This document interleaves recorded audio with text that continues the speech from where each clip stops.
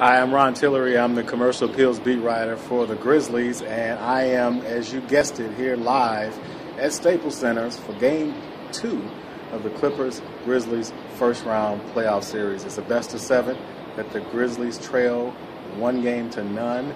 And one of the main topics outside of the Grizzlies needing to rebound and play better defense is whether Tony Allen will, in fact, guard that guy there, number 3 for the Clippers, Chris Paul. Well, I can tell you this, he will guard him, and it's just not going to be early and often. And here's why.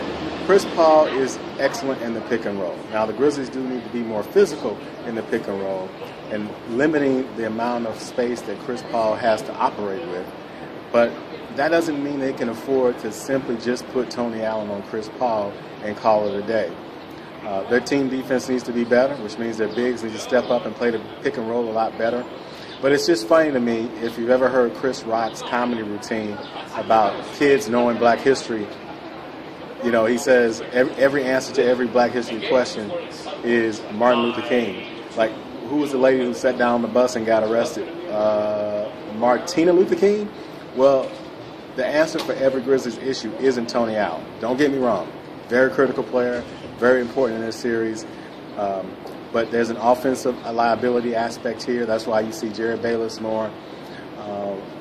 In all, the Grizzlies just need to have their best players perform. That's what it comes down to. Pre-trades, after the trades, this has come down to a collective effort of Mike Conley, Marc Gasol, Zach Randolph performing. They cannot afford, the Grizzlies, to have 2 or 3 of their best players be off on the same night. This team is just not that deep. They need to do it together. They have a small margin for error. But that's not to say they're out of this series. So Game 2 tonight, expect a better effort.